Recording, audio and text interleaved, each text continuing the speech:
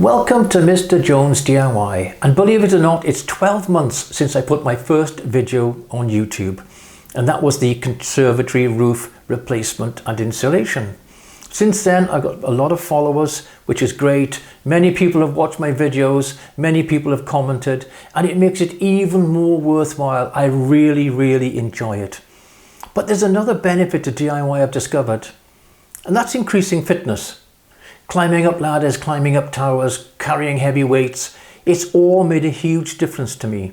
And that, along with changing my diet, reducing my stress, has made me feel fitter now than I have done probably for the last, let's not exaggerate, probably 20 years.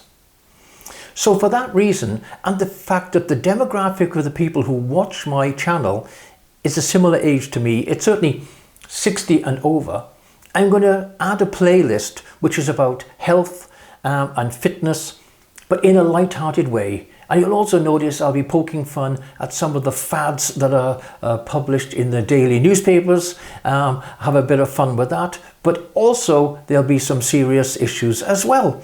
So I'll hope you enjoy the slight change to my channel, but I promise it's going to be full of DIY. I've got some big projects lined up, more if anything than I've done in the past, and I've got some really interesting ones for the summer.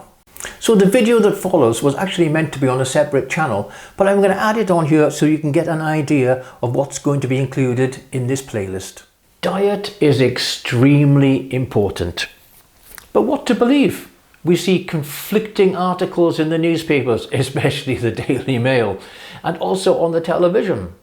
So part of the purpose of this channel is to sort out the conflicting information in the newspapers and online.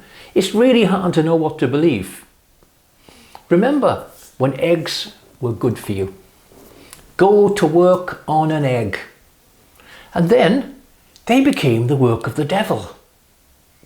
Evil, cholesterol-packed oval shell of death. Thank goodness our wonderful dietary experts have gone full circle. Eggs are now considered to be an important part of our daily diet. Go to work on 2 eggs, maybe. They contain good cholesterol and bad cholesterol, and they balance each other out. I have trouble getting my head around this because when I was a younger man, there was only one sort of cholesterol, and it's bad. I will try to unravel the mystery of what we really should be eating and drinking to stay young. On the subject of drinking, alcohol has for most of my life been one of my favourite pastimes. I deserve a medal for services to the wine industry, and I have settled on alcohol on Fridays and Saturdays only.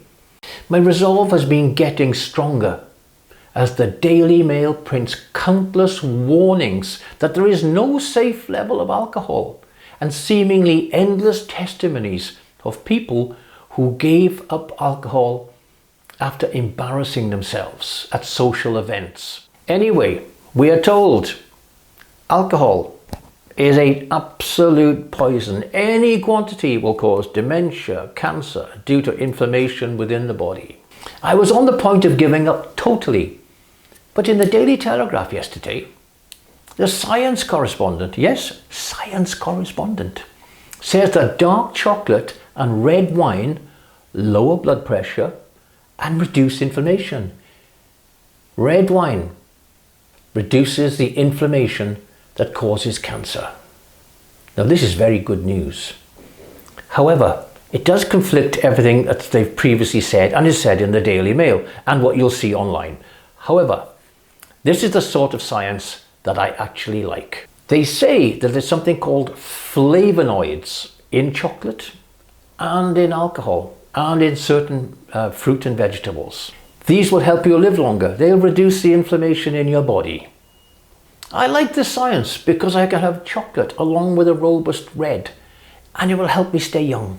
Fantastic.